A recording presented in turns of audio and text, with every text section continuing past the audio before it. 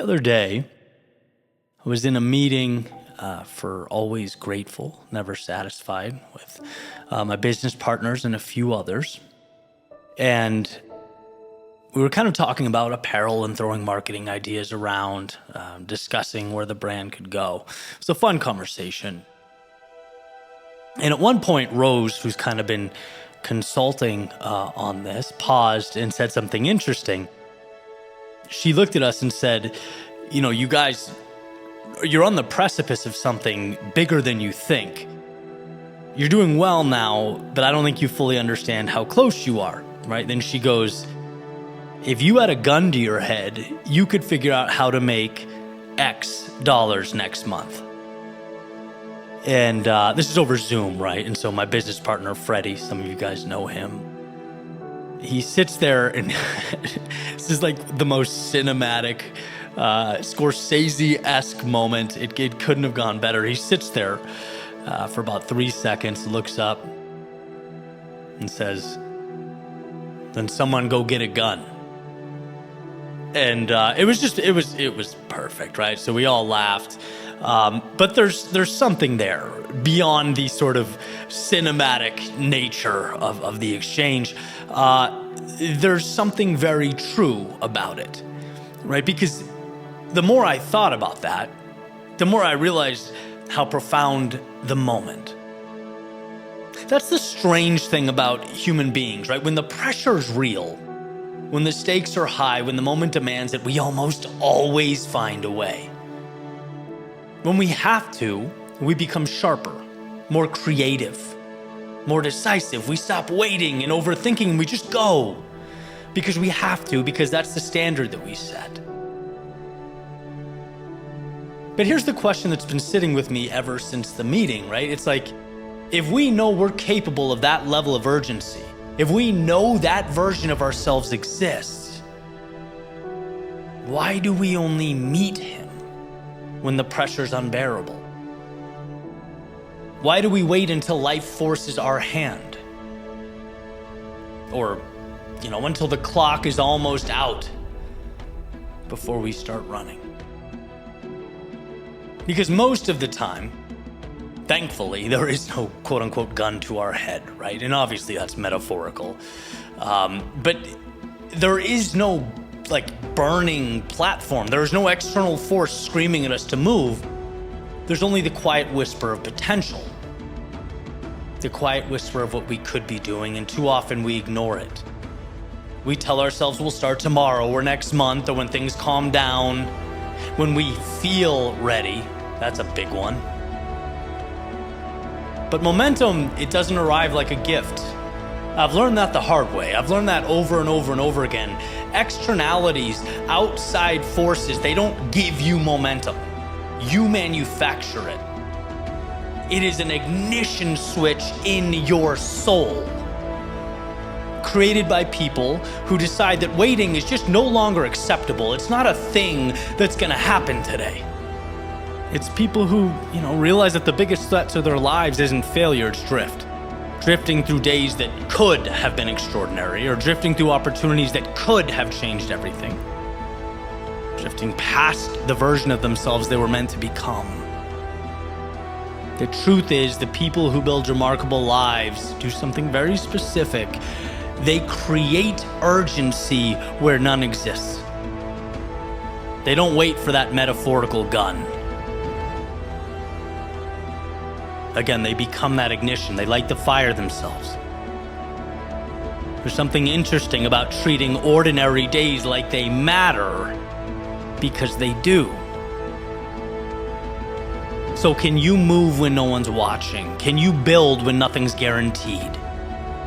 You don't need the world collapsing around you to become focused, or desperation to become disciplined. You just need a decision. That moment where you say, enough waiting, enough drifting, enough acting like time is infinite. Because one day it won't be, right? That clock will run out, and the question won't be whether you could have done it. The question will be whether you chose to act while you had the chance. So maybe the lesson from that meeting is simple. Don't wait for the moment that forces you to become who you're capable of being. Become that person now. Light the fire, create the urgency, move like the opportunity matters. Because my friends, it does. And I'm so grateful for that convo and sort of the perspective shift it created. If someone ever tells you that you can figure it out, with a gun to your head, maybe the real question isn't where the gun is. Maybe the real question is this: why are you waiting for one?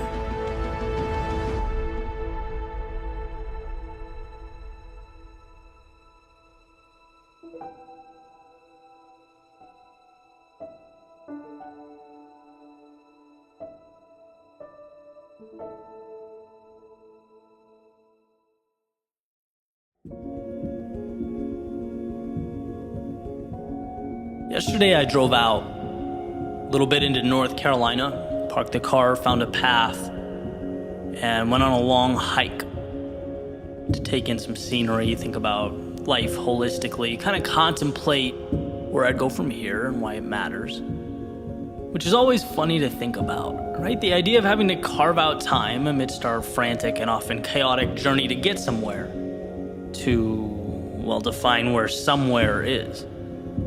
But I think about that a lot. Our days consist of so much running around that I can easily forget what even my calculated decisions add up to. Why?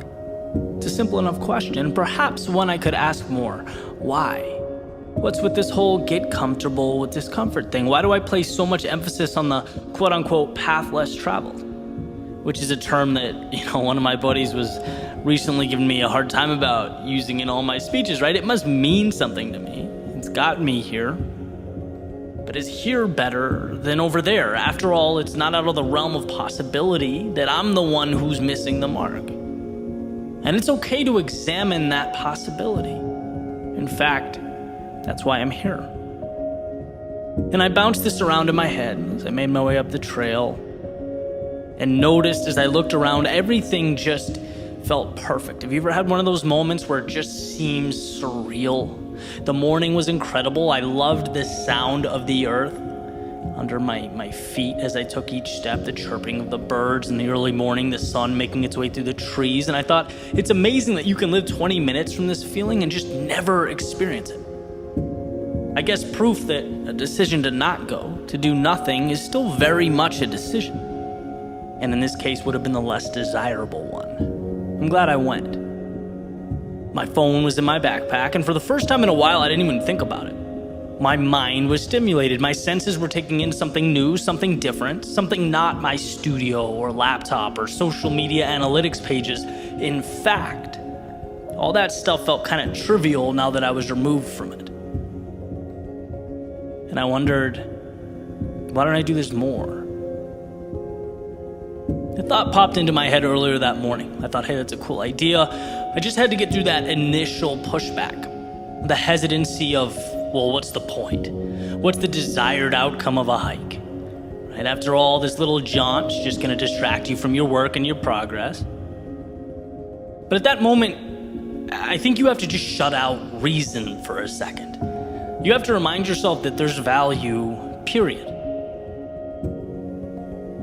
Otherwise, we open the door for rationalizing. We talk ourselves out of some of life's beautiful secrets. Sometimes you have to just go. And as I made my way down this trail further and further, I started to feel better. I felt reassured. Like I had something that I otherwise wouldn't have had. Something that's my own. And maybe that is it. Maybe that alone is the reason for everything. To collect those incredible things, large and small, that we might not have had. After all, isn't life just an accumulation of memories, of experiences that are spread out like a choose-your-ending children's book? And with so much control over the outcome, I think that matter deserves my attention. In order to acquire the good stuff, whether it's in a different location or context or time in my life, I still learn again and again that to get that, we have to leave some things behind. And that's the essence of life. You usually get out what you put in. And I think about that a lot. I think about the forks in the road I've come across, those same ones, the life-altering decisions. I guess it's only human. Walking away from that promising career that I'd spent my whole life building towards. Every once in a while, sure, I miss the security. Leaving this city and the people that made my life what it was, it still haunts me from time to time, trading permanence and structure for the freedom to condense my life's work into a laptop and take it anywhere in the world. But empowerment can be lonely, right? And I guess I can't help that in the midst of those situations, the easy decision always feels like the wrong one. I've just been pulled by the upside. I gravitate towards this grandiose version of what life could be on the mark that I hope to make. And to me, the scariest thing has always been not having the courage to see more, to explore. The phrase, what if, has always been my adversary, the monster in the closet, and it's a costly one to slay. Right? But life is both suffering and infinite beauty. And it's like you have to choose where you're going to endure pain and why that matters so that you can climb the mountain that means everything to you, that makes life worth it. In other words, meaningful discomfort now or painful regret later. And I strongly believe that life is about pursuing something meaningful. And even the triviality of a hike wants to remind me of this truth. I could be at home playing guitar, watching Netflix, relaxing. I mean, that would have been easier. But there's only one way to catch that sunrise over the trees. And that way is not Netflix. All those beautiful views, they require an output of energy to reach them. They come with fear of something going wrong and in doubt that perhaps the turn you made wasn't the best one, and that's okay. But I believe that happiness, to be truly fulfilled, requires trade-offs. And with each step, it becomes easier and easier to understand. For the gym rat, it's the discipline and the belief, knowing that muscles break down so that they can be built up. For the relationship to flourish, it's overcoming disagreements, accommodating the needs of that person that you love, so that they can be the last thing you see before you fall asleep. For the free spirit, it's walking away from what you know in pursuit of something that excites and invigorates, even if you're not entirely sure what it means. It's about enduring one so that you can collect the other. Now, what you choose to endure and what you choose to collect is up to you, but that's what makes life such a beautiful ride. A roller coaster taking you through lows to reach highs into darkness to see how life-changing the light is when it pushes its way through. Little decisions that become the collage that explodes off the paper when you step back and look. That's what you get back when you make a point to see more. That's why my love affair with the trivial and the mundane lights my path. It's not just a little thing.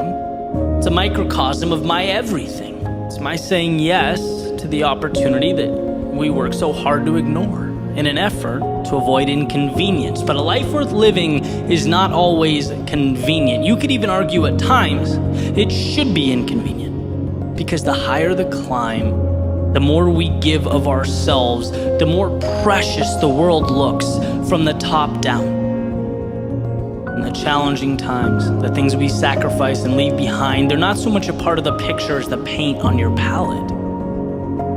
That in breaking down, you can now recreate using your own ideals, metrics, and guidelines, a world that you now have the ability to transform.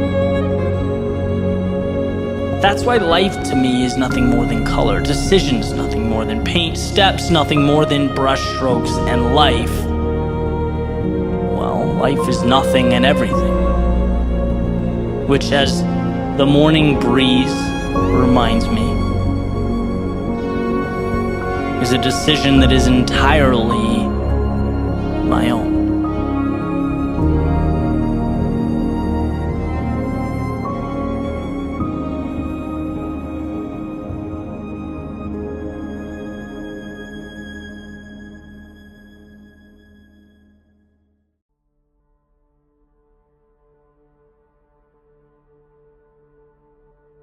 Why is this battle you versus you? With all the complexity, all the obstacles out there, why are you your greatest opponent? Well, to put it simply,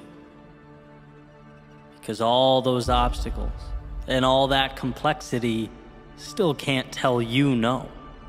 They can't say enough is enough. They can't look back at you and say, let's just settle for what we have now. No, only you can do that. The world may create the landscape. It may construct the terrain and those obstacles.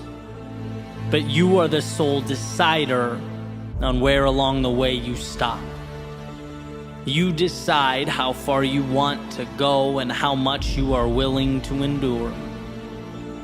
When it comes to your advancement or limitation, you are in the driver's seat. I just picked up a copy of Will Smith's recent book, and one of the ideas that stood out to me was resilience. And this part in the book, it's actually kind of uncomfortable to get through, but incredibly powerful. He's talking about his childhood and the polarity of his father's personality. A man who would do anything to provide for his family. He took pride in that and saw it as his primary responsibility, but simultaneously was their greatest source of pain.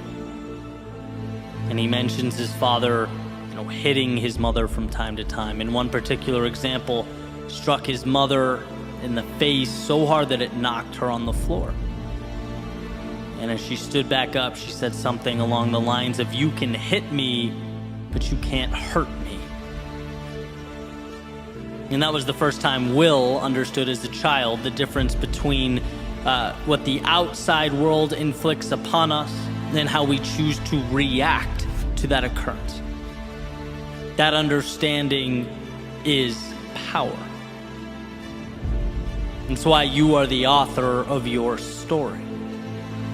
In the sense that every single thing dropped at your feet, every situation, every occurrence, they come with an implicit question attached, a question that you and only you are responsible for answering. The question is, what does this mean?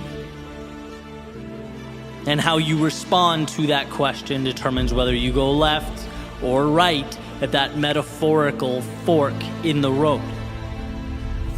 Does the occurrence detract from your ambitions, or is it a multiplier?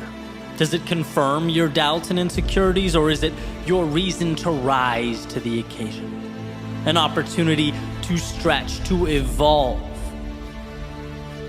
That's a gift. That's an invite. Not some sort of divine punishment.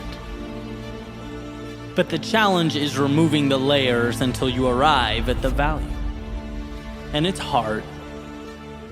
But you get there by saying yes. You get there by choosing to see the value. And here's a quick example. My favorite thing about athletics, which was, for me, a ton of running. Now I throw more interval training in there, but the same concepts apply. It's a chance to remind myself that I don't negotiate with my weakness. I don't give myself an opportunity to rationalize with the voice that wants me to quit. That question, that fork in the road, I answered it. I charted its course before the workout started,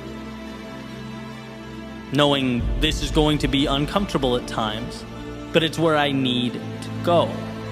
There will be no more thinking from here on out. And so today's workout, for example, switching deadlifts, burpees, to squats, to core, you don't think.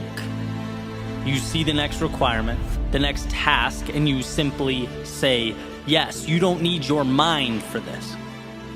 In fact, you go before your mind even knows where it's going, because that dotted line has already been signed. And that was the breakthrough for me. When you separate what you have to do with the hurt associated with doing that thing, you free yourself. After all, what's there to hold you back if you can't talk yourself out of doing things?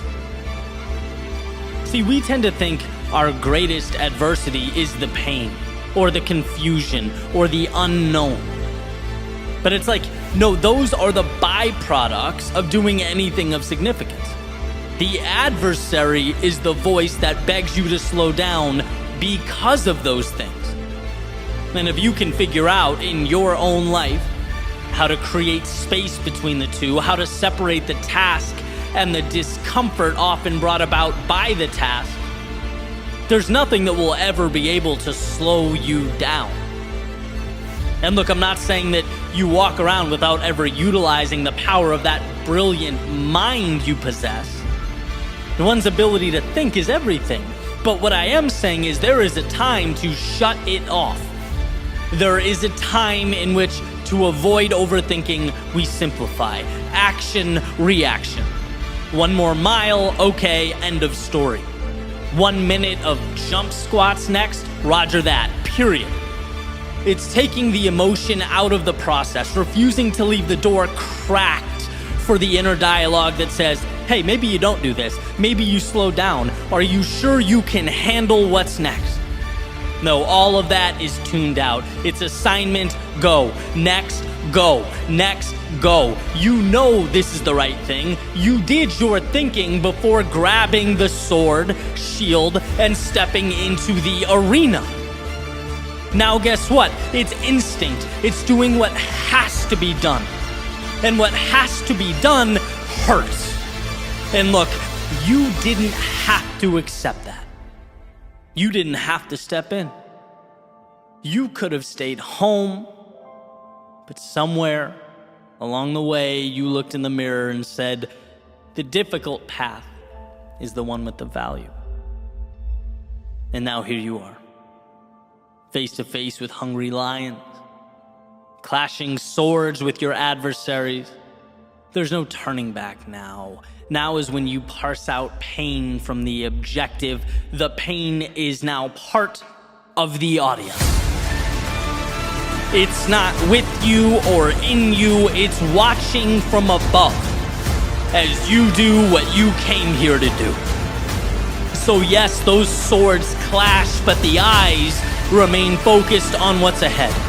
And yes, those lions roar, but that's background noise. When you simplify your world into objective and action, objective, action, objective, action, there is time for nothing but forward progress. And sometimes that is all that is required of us. In the face of adversity, in the face of pain, self-doubt, in the face of discomfort, can you break your world down into nothing but one single step forward? One more set, one more rep, one more session, one more attempt, just one more. No rocket science, no negotiation, there's nothing to figure out here. It's walking the path before you. It's the discipline to carry on. It's one more swing of the axe. Audience or no audience, lions or no lions, you are bound to the universe at your feet. And that simplified concentration is why you will succeed.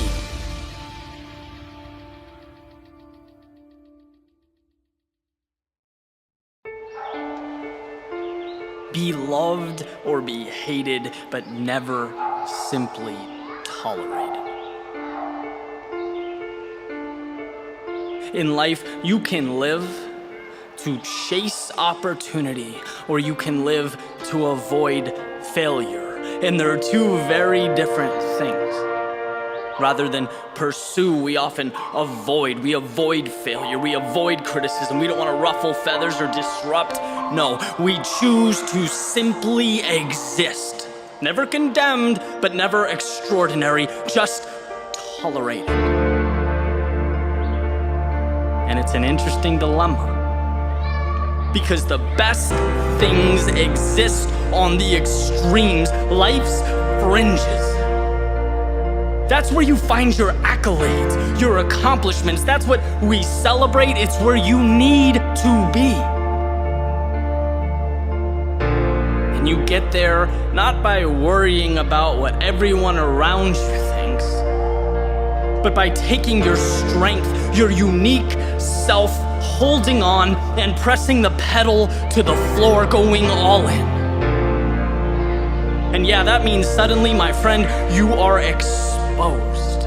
You are vulnerable. You are now out there. It means those who don't have the courage to chase their dreams, they will find you threatening and they will let you know. But it also means that the shackles are off. The door is open, the light is green, and you can build from the ground up. You can build the life you want. The finish line has now become more visible than the prospect of falling along the way, and you've granted yourself permission to run through it. Sure, some will love you for these accomplishments, some will hate you for these accomplishments, but let me reiterate the word accomplishment. Because when you live to be invisible, it's a term that rarely presents itself, I promise. Life, it rewards the bold. Those who are bold in their beliefs, bold in their actions, their dreams, and their pursuits. They are not for anyone but you. And years later, when you look in the mirror, you'll know that you gave every single thing you had to a life that meant something to you. Loved, yes. Hated, sure. But merely tolerated, no.